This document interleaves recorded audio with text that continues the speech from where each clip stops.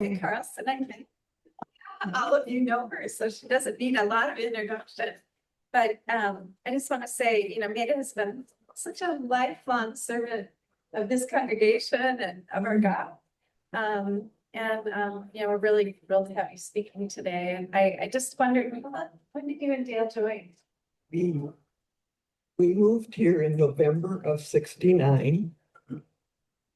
January 1st of 1970, we were teaching confirmation. Oh, that says a lot. Yes, my background is I was a parish worker in a church in Duluth and with the youth there. So anyway, we officially joined in 1970.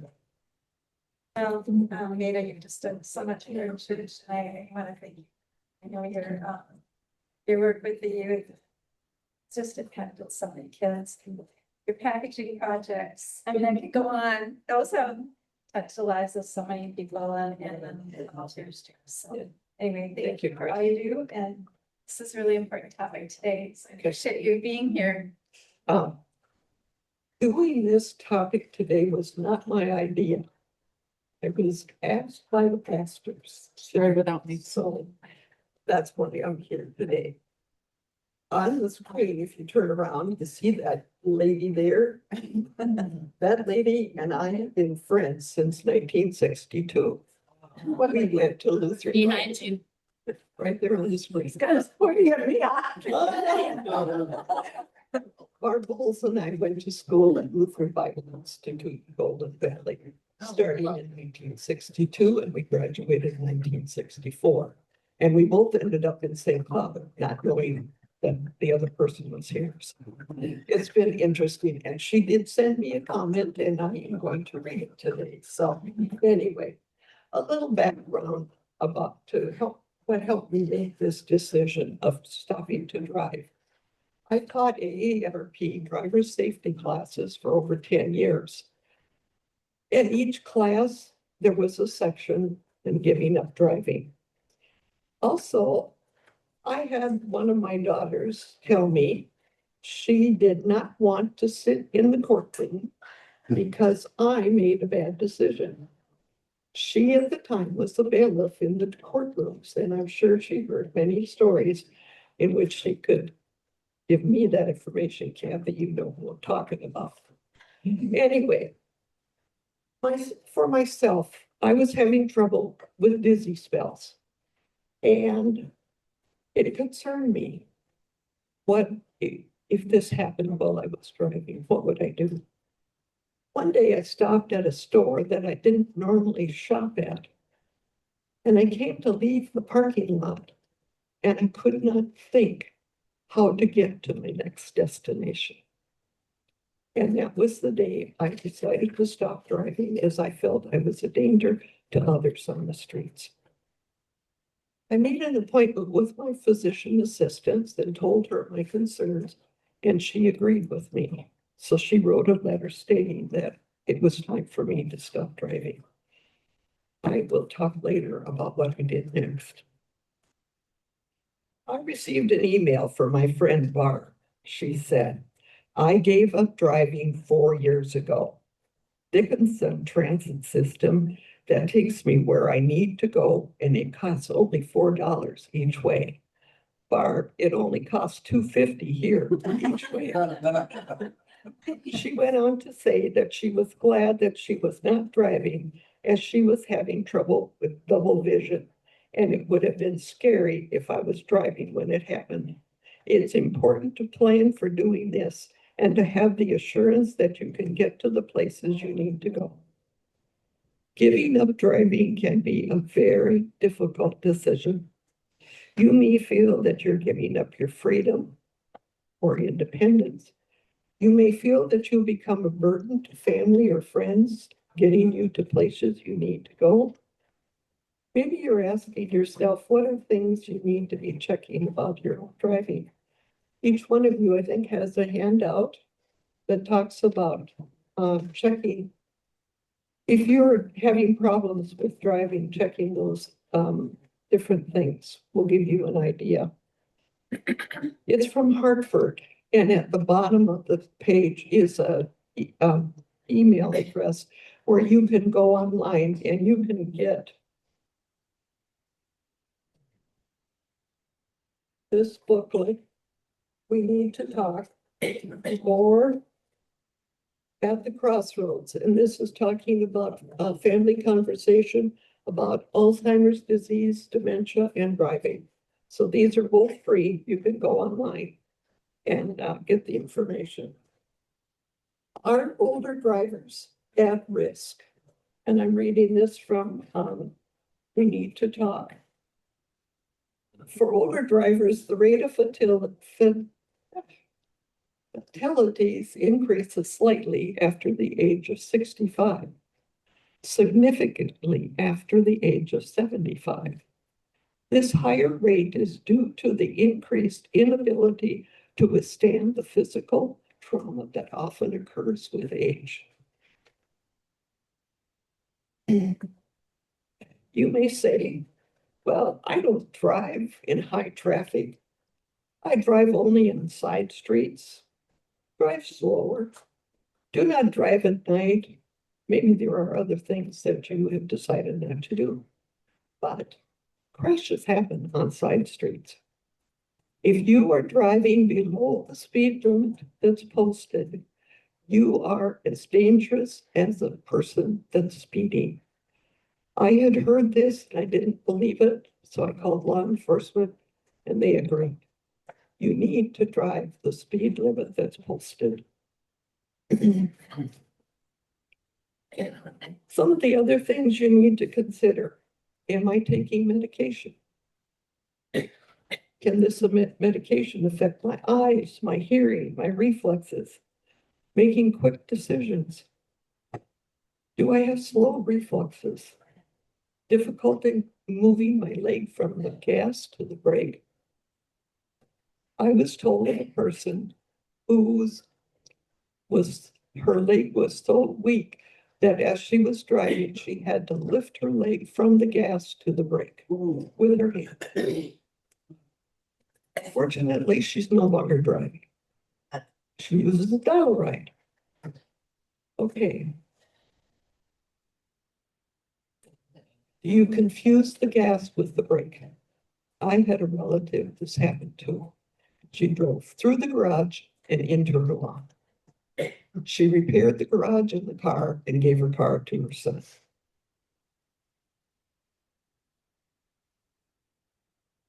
Can I turn my head to the left so that I can see behind, or to the right? When you're backing up or when you're at an intersection and a stop sign, can you turn completely to see in all directions? I know cars have cameras. I would not be able to feel comfortable with that. But anyway, that's okay. Do I use turn signals correctly? I was told of a woman, someone else had observed her driving, that she turned her signal on way ahead of her turn. Well, one day I was unfortunate to be behind her. She turned on her signal a block ahead of time and drove very slowly down busy 25th Avenue North. Very frustrating. Do I have problems making turns or backing up? Do I run over curves? I'm sure of making left-hand turns. A suggestion, and this is from my driver's safety teaching, make 3 right turns instead of a left turn. Having trouble staying in the correct lanes, becoming irritated or frustrated with other drivers, become stressed about driving conditions, the road conditions, the construction, just whatever is going on, the fast pace of everything. Have you found scrapes on your garage, your mailbox, your car? My mom found yellow paint on the side of her car and then realized that she had rubbed against the post next to the gas pumps. And she did not realize it at the time.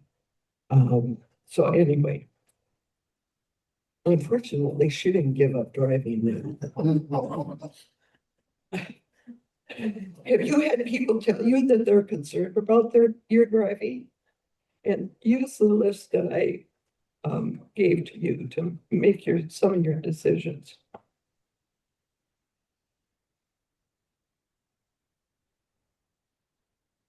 I read about crashes happening, and I see the age of the driver, and I wonder if that person should ever have been driving. And most of these are at intersections, which are very dangerous. For you who may have to talk to someone about their driving, what should you do? The driver should, or you as the driver, in advance, and they suggest when you retire, to have this conversation with your family or with whoever would make the decision or talk with you about giving up driving. For myself, I did put it in writing, and I gave it to my 4 kids so that they knew that if there was a concern, who was to come and talk to me. If you are a person who needs to have this conversation, again, this booklet, we need to talk. It has what circumstances create opportunities for conversations about driving. How do I prepare for a serious conversation about limiting or stopping driving?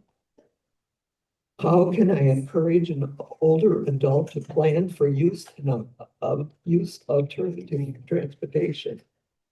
What if an older driver doesn't realize that his or her driving is a serious problem?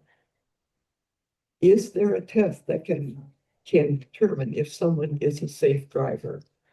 What if the driver has dementia? What if a high-risk driver refuses to stop driving? Start the conversation today. When I contacted that law enforcement, I also asked, I have been told that sometimes you could call the law enforcement in the area and they will follow that person and then give a report. When I talked with the person, they said that varies from city to county or whatever.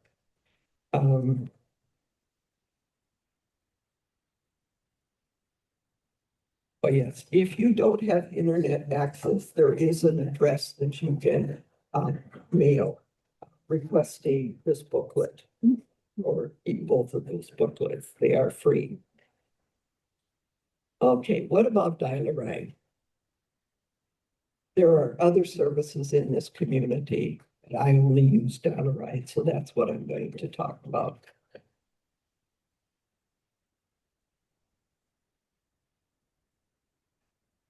My fingers aren't working again today. We are very fortunate in our area that we have Dial-A-Ride as a service. After my appointment with my PA, I contacted Dial-A-Ride to see what I needed to do. I had used Dial-A-Ride previously because of surgeries that I had had and couldn't drive. So I was somewhat familiar with it. So I had some forms to fill out. I had an in-person interview. I also brought the letter along with me for my PA. I had to tell why I couldn't use the fixed route bus. Okay, for me to go to the fixed route, that's the big bus, I would have to walk over 2 blocks without sidewalks, across 2 railroad tracks to get to the transit line. So, and at that time, I was also using walker and a cane. So there was no question that I needed this service.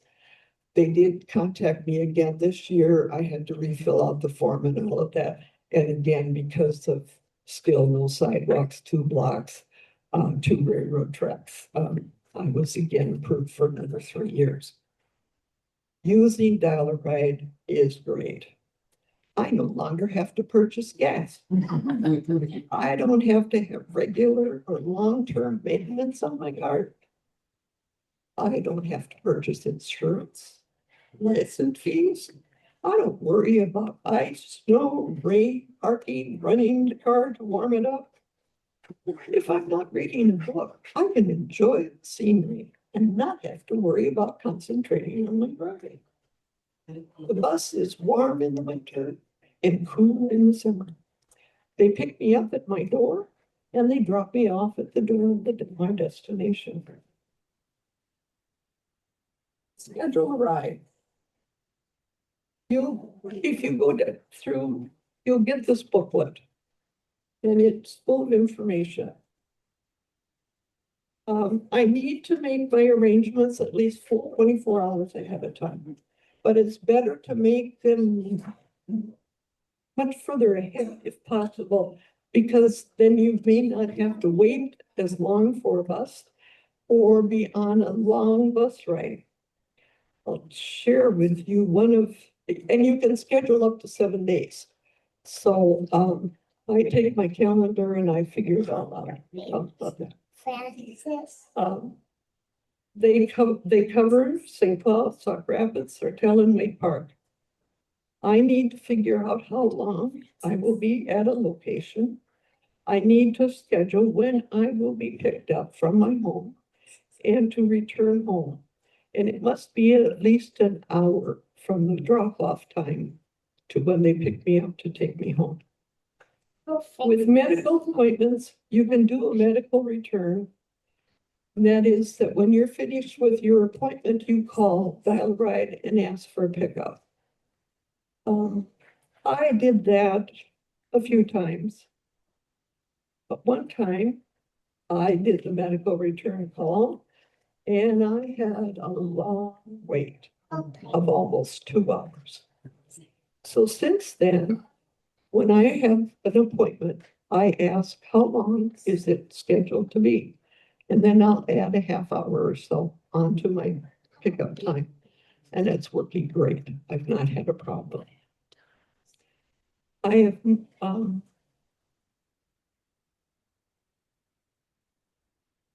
and I found out with scheduled pickups, they have priority over medical returns. So that's why the wait can be long at times.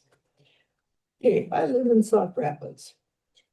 And I plan on going to several different places in Sauk Rapids.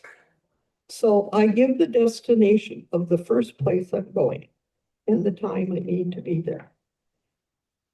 Then I go to maybe 1, 2, 3 other businesses in the area. And the last place I'm going, that's where I want to be picked up. So I give them that destination or that pickup and the time I want to be picked up. Sometimes I have trouble and I get done before the bus is going to come. So I always carry reading material with me. In fact, I actually used to do that when I drove because as I mentioned, I live by 2 railroad tracks, okay? And sometimes there were trains blocking that track. And so I read my book while I waited for the train. Anyway, okay. I use a cart like this. It has 3 wheels on the back, which make it easy going up and down steps. To get to my unit, I have steps to get up to the door and steps to get up to the unit. This is so easy doing it. In fact, some of my bus drivers are telling other passengers, you need to get this kind of cart. So anyway. You push it forward a little. Like, oh, thanks so much. Yeah. I use this one for here at church. I have another one for my groceries. What I do when I'm going to the grocery store, I take those small baskets with the 2 handles on. I set them across here. And if I get big items, I put them down in the bottom. And with lighter items or things I don't really rush, I put in the basket. Then if I'm purchasing whole or frozen items, I have this bag. After my grocery items are put in the bottom, I put this on top, and then I have a strap that I attach everything. I recently bought a dozen eggs, had them in a separate package, put it on top, strung this through the handles, and they came without a break. So. Also, there is a ramp on the dial-a-ride buses if you want to use that. When I use this card, it's an automatic. I have such a wonderful experience with dial-a-ride. I'm saving a lot of money each month. I pay $75 a month, and I can go anywhere and any amount of times. You can also purchase smaller amounts or pay $2.50 each way. I'm doing during June and July. I don't work those months, so I buy smaller amount. Sometimes there is a problem for me not having a car. I think of something I would like to do. I see a commercial of some food that, oh boy, I'd sure like to try that. There was something I wanted to make recently. It's called beef and broccoli bake. I was hungry for it. And then I thought, I don't have frozen bread or yeast to make bread, and that's a big part of it. But I had all the other supplies, so I made a hot dish. I didn't need the bread anyway, so I just have to learn to think of other ways. I do need to plan ahead. It's just recently I had to schedule an appointment the next day. And there again, I was on a long ride because I had called in late. I need to be ready before the scheduled pickup. You need to be at the door. There is a 20-minute window for the bus to come and pick you up, and the bus will wait for 3 minutes. And if I need to cancel, I need to do it 2 hours ahead of time. The sooner I decide my schedule, the better chance of not having to wait a long time. Once I have, I have to tell you, once I was picked up at church, and we went to the YMCA, picked up a person, came back, passed Atonement. Then I went to the west part of St. Cloud. I was told I was within 5 miles of St. Joe. Then we went to Sardell, and then I finally got to go home to Sauk Rapids. So that can happen. But there again, I have my book, and I'm fine. If a person does not show up for their rides, and that happens 6 times in a month, they will lose privilege for a while. That's never happened to me. Okay, when I call to schedule the rides, I have this booklet. And sorry, I write where I'm going, what time I need to be there, and then I put when I need to come home. In the back, I have all of the addresses of the places that I go so that I can give that to them. If anybody would want to hear how I do schedule, I would be willing to do that. I've got a schedule for next week. So, and I could do that. Anyway, I write it in the book. After I get off the phone, I pick up my phone and go to my alarm, and I set 10 minutes ahead of the scheduled pickup so that that gives me time to do whatever I need to do for before I get down there. I always go over the schedule with the scheduler to make sure that I have written down the correct information. And it's my responsibility for remembering the schedule. So that's why I try to be very thorough about it. Let's see. I appreciate my drivers. Some of them, we have very interesting conversations.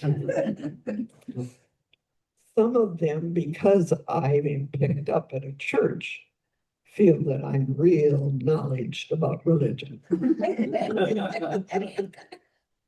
Anyway, like I said, we have some very interesting conversations.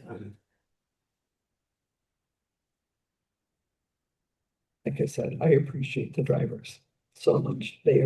Most of them are very talkative.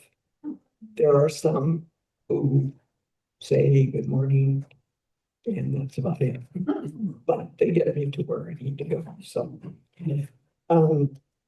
also, as a way of saying thank you to my drivers, I always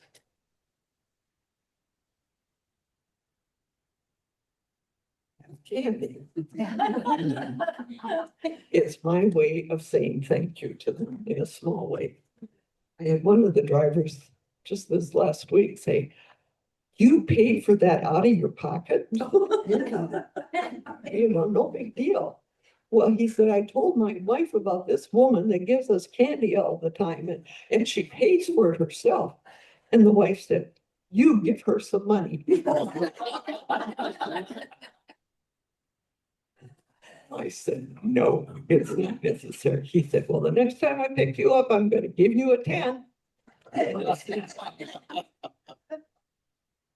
Dial-A-Ride is willing to come to Atonement if there are some of you that would like to learn how to use the bus. Just let me know and we will arrange something. I believe that there are 38 buses in our community, and they are always looking for qualified drivers. If you know of someone who might be interested in being a driver, they should contact Intro Bus Dial-A-Ride. Do you have any questions? Yes.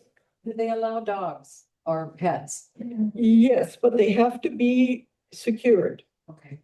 Yes, they do. And if you need to have a person with you, they can drive the ride also, and I don't believe they pay. That's correct. That's correct. Yes. How late do they? I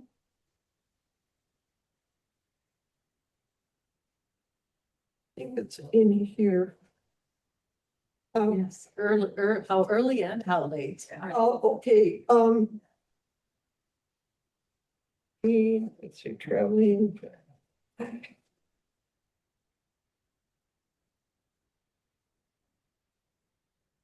I know, like Sunday morning, they don't start picking up until 9:40, 8:45.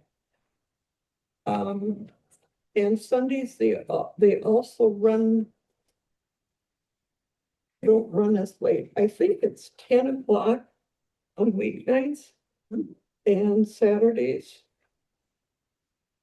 Sorry, I can't find it right now.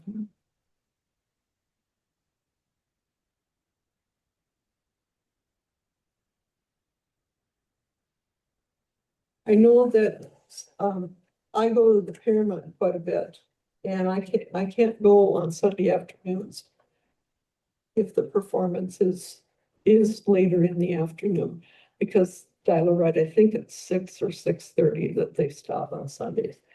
I think the rest, I've never had a problem getting home. And then there are some other handouts over here that I didn't make copies for everyone. If you want to check it out, they're all about the Metro bus on Dial-A-Ride. Other questions? Well, as I'm, old enough to be thinking about this. I it lost an admiration for your organization. Have you always been organized? I have a degree in organization. Well, to put it this way, I was always known as the professor's absent-minded daughter. So This is a little scary to me. And that right is willing to work with people individually. And I would be willing to work with you. What did we say? I've been using Dial-A-Ride since 2019, so I've had a little experience. And I've not had any problems. If I do what I just told you I did, it works really well. And yeah, I'm just so thankful that we have this in our community.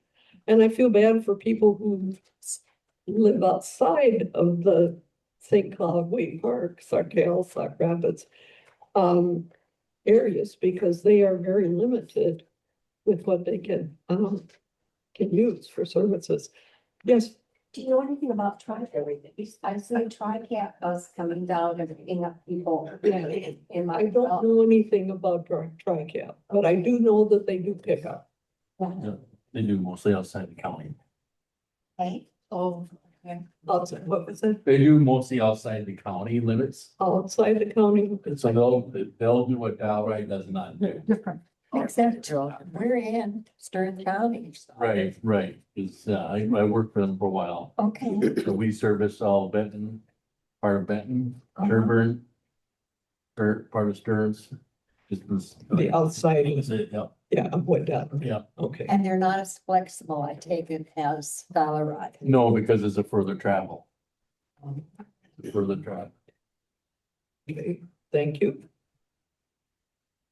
And there are also private companies that provide services like that. At least one member of our congregation has used it to come to Bible studies and so forth.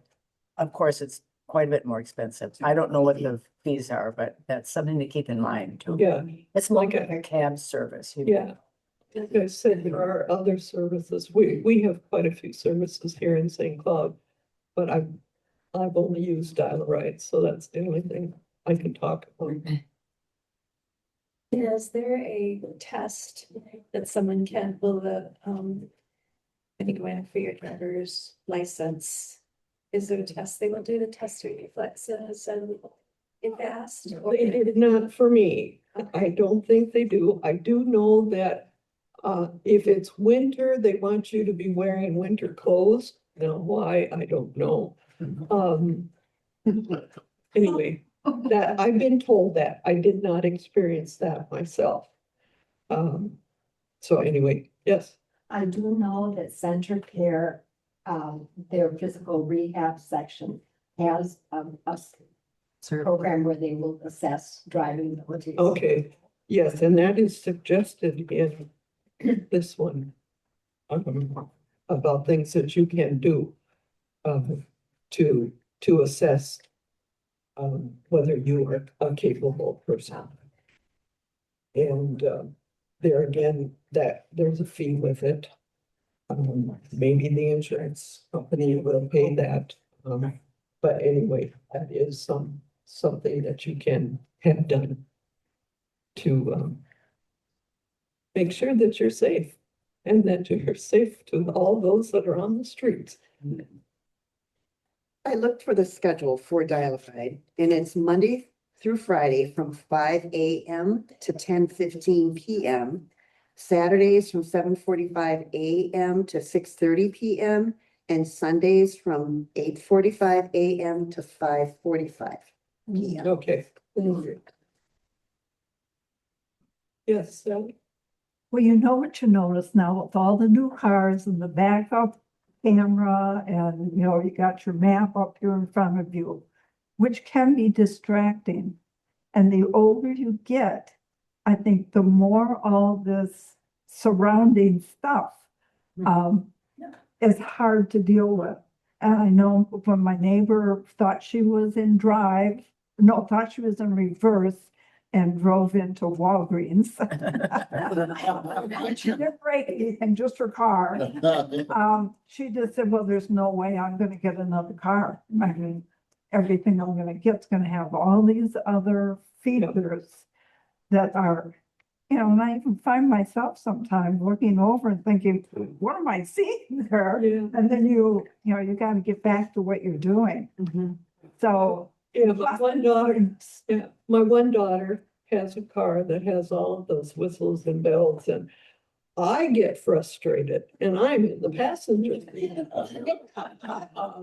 You know, the backup screen, it shows her if she's parking within the lines.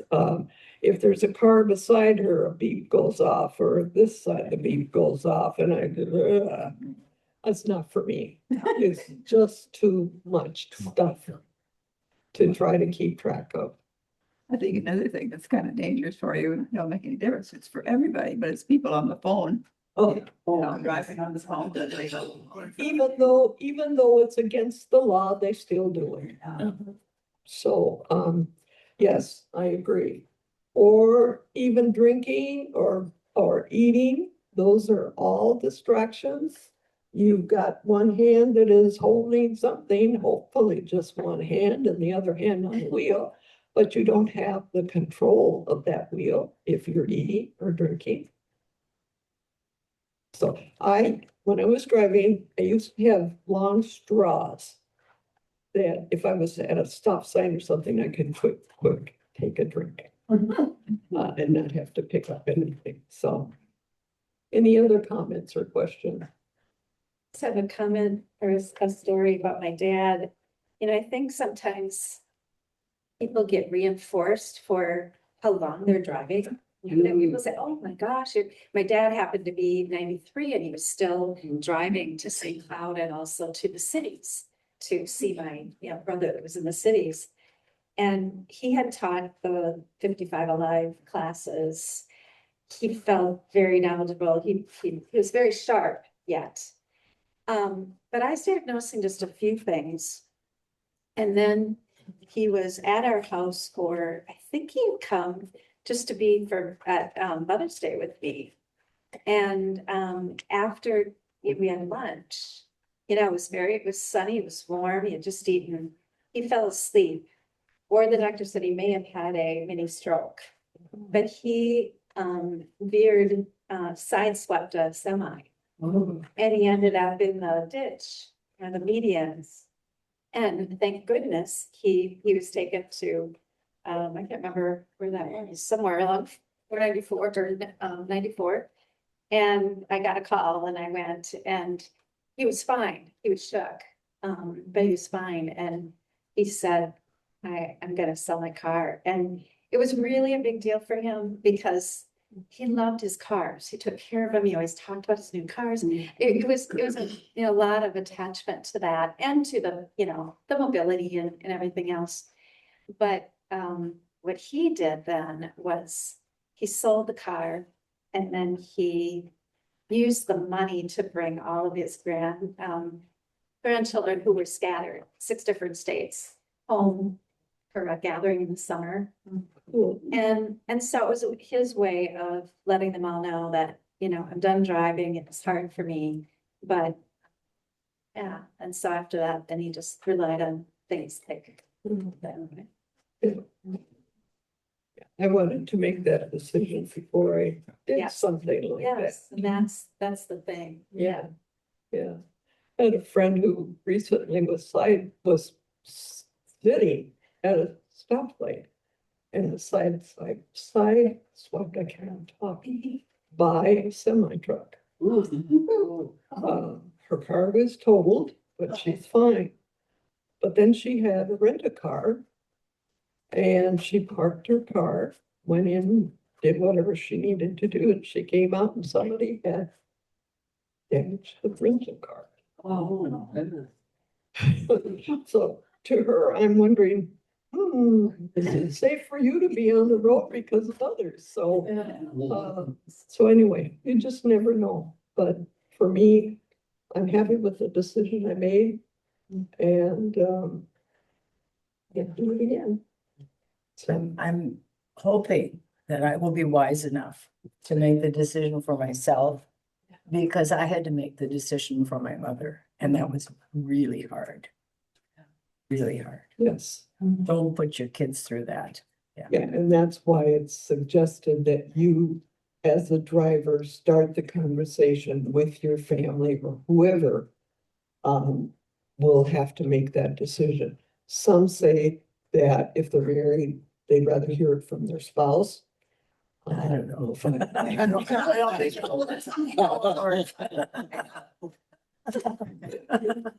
But you need to make that decision as to who you want to tell you, or make the decision yourself before it's necessary for them to talk with you. But have that conversation right away. And yes, Well, and that's something that I'm kind of fortunate with. Herb decided that he was gonna drive because of neuropathy in his feet. He could not feel the brake pedal. So he is a good co-pilot. I mean, he will say, okay, you're gonna turn out the next corner. So, that does help. Sometimes it's a little aggravating. yes, There's another pair of eyes to That's right. help you walk the road. yeah. And like I said, with the road conditions and everything that goes on in our streets, it's a big challenge to keep track of everything. So another set of eyes would help. Yes, We had mom's position.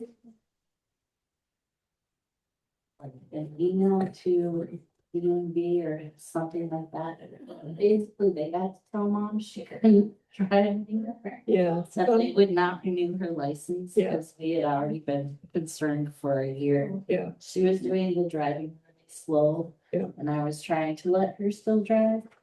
And when the semi went past, and I have uncles that drove, if they get too tired, yeah, they can sideswipe me too. Yeah. But she's driving really slow and they go past and I'm just like, maybe I should drive because you're going so slow that it's hard for people to get around you, but it still is. Yeah. And And I had where all our vehicles were being used and I had to be home because I wasn't gonna be going to work. But it was really uncomfortable to have that feeling of going, oh, I should go get, I'll have to use the bus if I'm gonna go anywhere today. And it was really uncomfortable. That happened when I was in my 30s. But with knowing my mom's dementia, then I'm concerned about it for myself. sometimes doctors will do something like my PA did, wrote the letter. And then again, if law enforcement, if they will follow. Yep. And then they will give a report, and then it's coming from law enforcement and not from you. That may be easier. Yeah. It does not recommend that you take the keys and hide them. Well, that didn't Because- work at my father-in-law's. She Okay. found him. Yeah. Robot while everybody was deer hunting I- and I was worried the highway patrol was gonna come back saying she had had an accident with somebody or she wasn't gonna come back. Yeah. Cause I was watching two little nieces and I couldn't go follow her or anything to try to find out, cause we needed butter. Oh. Yeah, and yes, some of the stories I've heard, if people take away the keys, they will contact mechanic.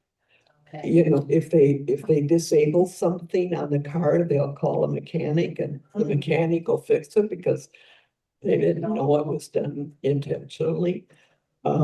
So it's not always good to try to be sneaky about things.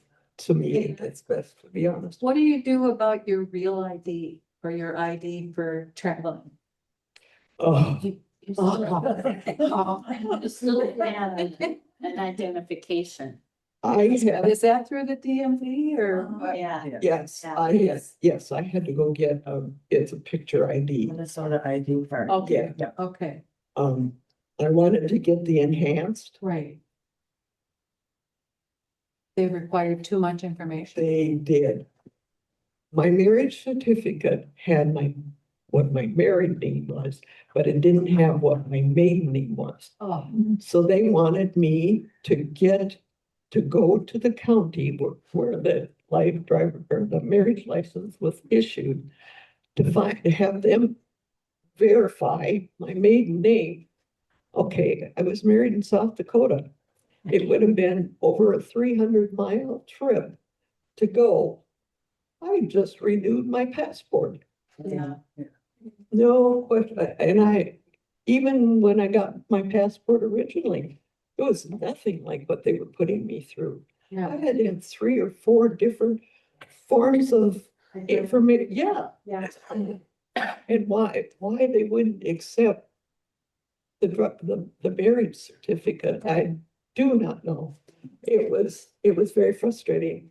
I think I went there 3 times. And I was in tears. My daughter took me and I was in tears every single time. And so I just decided that passport's gonna work just fine. So that's what I did. And I don't think I have to renew that. I think it's a lifetime. Yeah. 10 years. Every 10. You're just past mine. Oh, my passport, yeah, but my Minnesota ID, I don't know that I have to read. I don't know that I have You could to. get the regular one. It's the enhanced one that they would not allow without the certificate from your. Yeah. Yeah, That's, yeah. Well, it's the same way for the enhanced driver's license. that's true. So. Yeah. So anyway. Any other? Well, thank you for listening. Yeah.